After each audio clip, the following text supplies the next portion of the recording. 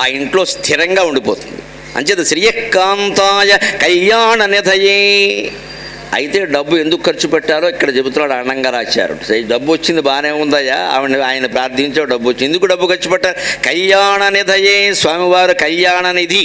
మనం భౌతికంగా అర్థం చెప్పుకోవాలంటే స్వామివారికి నిత్య కళ్యాణాలు జరుగుతూ ఉంటాయి. నిత్యోత్సవ, భక్షోత్సవ, మాసోత్సవ, సంవత్సరోత్సవాది వివిధోత్సవ కృతానంద శ్రీమదానందనిలయవాస శ్రీ శ్రీ అలవేనుమంగా సమేత శ్రీ శ్రీనివాస సుప్రీత సుప్రసన్నో వరదో భూత్వా అని శ్రీనివాస గద్యంలో చెబుతారు.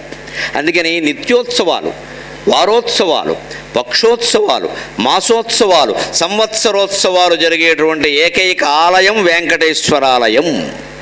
ఏకైక దైవం వెంకటేశ్వరుడు. ఇతర దేవాలకి ఈ నిత్యోత్సవాలు ఉండవండి. స్వామివారు భోగ పురుషుడు. వైకుంఠం అంటేనే భోగం, కైలాసం అంటే త్యాగం. వైకుంఠం అంటే భోగం, కైలాసం అంటే త్యాగం. అందుకే వైకుంఠపాళి ఆట చూస్తే మీకు అర్థమవుతుంది. వైకుంఠపాళి చూస్తే బాగా అర్థమవుతుంది ఖచ్చితంగా. 75 ఒక కైలాసానికి ఉండే చోట 28 మెట్ల నిచ్చెన ఉంటుంది. వైకుంఠానికి ఉండే చోట 28 మెట్ల నిచ్చెన ఉంటుంది. 75 నుంచి 115 వరకు ఉంటుంది అక్కడ. 87 నుంచి 115 వరకు 28 మెట్ల నిచ్చెన ఉంటుంది అక్కడ. కింద వైరాగ్యం రాసి ఉంటుంది, పైన వైకుంఠం అని ఉంటుంది. అంటే నువ్వు జీవితంలో వైరాగ్యాన్ని అవలంబిస్తే వైకుంఠం లభిస్తుంది. ఇక్కడే అన్ని భోగాలు అనుభవిస్తే అక్కడ వైరాగ్యమే దక్కుతుంది, శ్మశానం ఉంటుంది. ఇక్కడ మనం వైరాగ్యాన్ని పాటించి ధన కనక వస్తు వాహనాల కాంక్షను తగ్గించుకుని కాస్త మన బంధువులకి, మిత్రులకి, కాస్త పేదవాళ్ళకి, బలహీనులకి పంచిపెడుతూ ఉంటే, ఇప్పుడు బాబుడు చాలా నిరాడంబరంగా బతికాడు, బోడు సంపాదించాడు, కోట్లు సంపాదించాడు, దాన ధర్మాలే సరిపోయినాయి, ఏదో వాడికి సరిపడా ఉంచుకున్నాడు, మిగిలిందంతా ఇచ్చేసాడు, అటువంటి వాడికి వైకుంఠం ఇవ్వకపోతే ఎలాగా అని స్వామివారు వైకుంఠం ఇస్తారు. అంచేత వైరాగ్యం వల్ల వైకుంఠం వస్తుంది. 38 గళ్ళ నిచ్చెన ఉంటుంది వేరే, 117వ గడిలో కైలాసం ఉంటుంది, 79వ గడిలోనేమో ఒక గడి ఉంటుందండి, అక్కడ జ్ఞానం అని ఉంటుందండి. జ్ఞానం ఉన్నవాడికి కైలాసం వస్తుంది, వైరాగ్యం పాటించిన వాడికి వైకుంఠం వస్తుంది. అది మన సంస్కృతి. జ్ఞానం అంటే ఏమిటి? వాడికి ఉన్నా లేకపోయినా ఒకటే, మగ ఆడ ఒకటే, భోగం త్యాగం ఒకటే, మానం అవమానం ఒకటే, జయం అపజయం ఒకటే. అటువంటి వాడు సాక్షాత్ శివుడిలో కూర్చుంటాడు. ఇంక శివుడికి ఇవేం ఉండవు.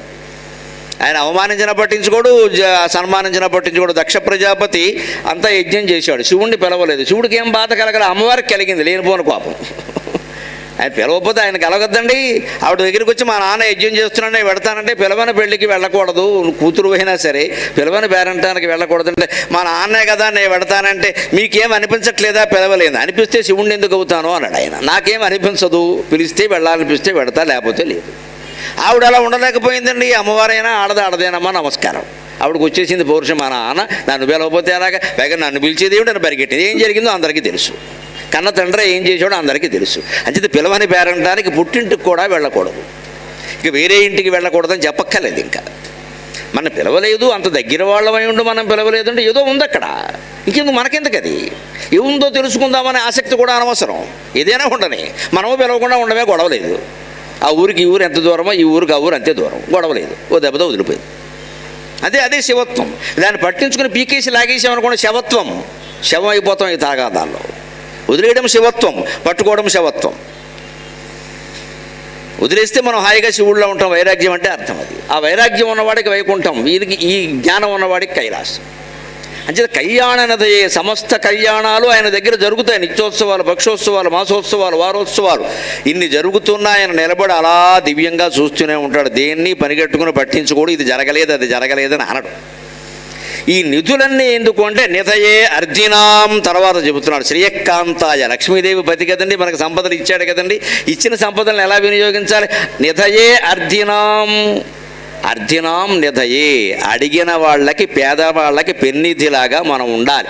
ఉన్నంతలో మన సంపాదనలో ఎప్పుడు మనుధర్మశాస్త్రం ప్రకారం 4వ వంతు దాన ధర్మాలకి వినియోగించాలని. 4వ వంతు. ఒక నెలకు 1,00,000 రూపాయలు మనం సంపాదించాము అంటే 50,000 రూపాయలు మనం ఖర్చు పెట్టేసుకోవాలి. కక్కుర్తి పనికి రాదు. నెలకి 1,00,000 రూపాయల సంపాదన ఉన్నవాడు ఏసీ రైల్లోనే వెళ్ళాలి, విమానాలే ఎక్కాలి, కాకపోతే మాస్క్ పెట్టుకోవాలి అంతే.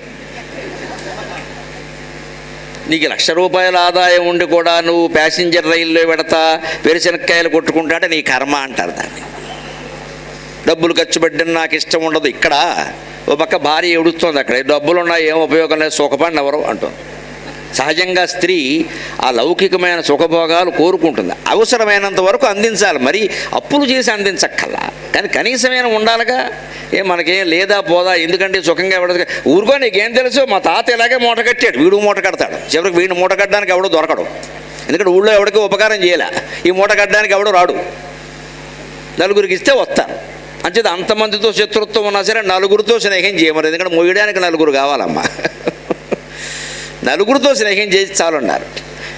నిధయే అర్థినాం, యాచకులకు ఇవ్వడానికి, పేదవాళ్ళకి ఇవ్వడానికి. అందే స్వామివారు పేదలకి పెన్నిది, నిడరి ఏజాములు లాంటి ఘంటసాల వారి పాటలు వింటే వినపడుతుంది. భిక్షుకులు కూడా వెంకటేశ్వర స్వామిని అర్థిస్తారు. ఇవాళ తిరుపతికి వెళ్ళేవాళ్ళు ధనవంతులు లేరండి, పేదవాళ్ళు కూడా ఉన్నారమ్మా. ఆ మాటకు వస్తే పేదవాళ్ళు ఎక్కువ ఉన్నారు. నిజానికి వెళ్ళేవాళ్ళు రోజు 2-3 లక్షల మంది ఆయన దర్శనం చేసుకుంటున్నారు కదా. మీరు పక్కాగా లెక్కలు తీస్తే అందులో కనీసం 50-60% మంది పేదవాళ్ళే ఉంటారండి, మామూలు వాళ్ళండి, మధ్యతరగతి కూడా కాదు, దిగువ మధ్యతరగతే ఉంటారండి. కోటీశ్వరులు చాలా తక్కువ. అంటే మన సంపదనలు కూడా మనం 50% ఖర్చు పెట్టుకోవాలి, 25 దానం చేయాలి, ఇంకో 25 పొదుపు చేయాలి ఖచ్చితంగా. రకరకాల పథకాల్లో LIC వారి పథకాలన్నీ ఉంటాయి, జీవన శాంతి, జీవన అక్షయ, జీవన అభయ, రకరకాలు ఉంటాయి. వేసి ఎందుకని భవిష్యత్తు ఎలా ఉంటుందో తెలియదు. ప్రతి నెల ₹1,00,000 ఆదాయం ఉండేవాళ్ళు 25,000 పొదుపు చేశాడు అనుకోమ్మా, నెలకు 25,000 ఆలోచించండి మీరు. ఎంత అయిందండి? ఏడాదికి 3 లక్షలు అయింది, 10 ఏళ్లకి 30 లక్షలు అయింది. ఎందుకు వస్తుందంటే దరిద్రం, అసలు మనకు పొదుపు చేసే అలవాట్లేదు. మనం ఏం చేస్తామంటే ఈ 1,00,000 కాదు 2 లక్షలకు సరిపడా ఆన్లైన్లో అమెజాన్ కొరియర్ వాడిని రప్పిస్తాం, అందుకే అప్పులు పాలవుతాం. 2 లక్షల సరిపడా ఆన్లైన్ నొక్కో, ఫోన్ ఉందో నొక్కాయి, ఇంటికి వచ్చేస్తుంది ఎంత డబ్బా. ఇదివరకు దుకాణాలకు వెళ్ళి కొనుక్కునేవాళ్ళు, ఇప్పుడు అక్కర్లేదు కదా, నొక్కేస్తే వచ్చేస్తుంది, తర్వాత నొక్కుతాడు బేక. ఈ 1,00,000కి జీతం ఉంటే 2 లక్షలకు సరిపడ మీరు సామాన్లు కొనుక్కొని పెట్టుకుంటే, వైభవాలు పెట్టుకుంటే, టూర్లు యాత్రలు పెట్టుకుంటే ఎక్కడి నుంచి ఉంటుందండి ఆదాయం? ఒక లెక్క ఖచ్చితంగా సగం ఖర్చు పెట్టుకుందాం. 50,000 ఉంది, వాళ్ళు సగమే 25,000 ఖర్చు పెట్టుకోవాలి. 12,500 దానం చేయొచ్చు, 12,500 దాచుకోవాలి. అంతకంటే కూడా తక్కువ ఉండి 25, 30, 40 వేలలో బతకాల్సి వచ్చింది అనుకోండి, ఈ పొదుపు వేరే విషయం. దాన ధర్మాలు మానేయాలి, చేయకూడదండి, వాళ్ళకి కాదు. మనకే లేనప్పుడు ఎలా చేస్తాం? తనకు మించిన ధర్మం లేదు, మొదలు చెడ్డ బేరం లేదు. మనకి లేనప్పుడు ఎందుకు చేస్తామండి? ఈ రోజుల్లో 50,000 లోపు ఆదాయం అంటే సామాన్య ఆదాయం అది. అందులో హైదరాబాద్లో 50,000 లేకుండా బతకడం కష్టం. ఇంక వద్దు, దాన ధర్మాలు వద్దు, మనం అప్పు చేయకుండా ఉంటే చాలు. ఖర్చు కూడా ఎలా ఉండాలి? 50,000లో సగమని 25,000 ఖర్చు పెట్టేయకూడదు, మరి పొదుపు చేయాలి కదా. అంచేతనం 12,000, 13,000 పొదుపు చేద్దాం, 37,000లో మనం గడిపేద్దాం అని లెక్కేసుకోవాలి. అప్పుడు దరిద్రం రాదండి ఇంట్లో. ఈ ప్రణాళిక లేకే చాలామంది దెబ్బతింటారు. అందరికీ నోట్లో నాలిక ఉంది, ఎవరికి ప్రణాళిక లేదు. నాలిక కాదు ఉండాల్సింది, ప్రణాళిక. అప్పుడు ఖచ్చితంగా ఆదాయంలో ఉంటాం. నిధయే అర్చినాం శ్రీ వెంకట నివాసాయ శ్రీనివాసాయ మంగళం. ఎవరు తన సంపద కోసం వెంకటేశ్వర స్వామిని ఆశ్రయిస్తారో వాళ్ళకి సంపద వస్తుంది.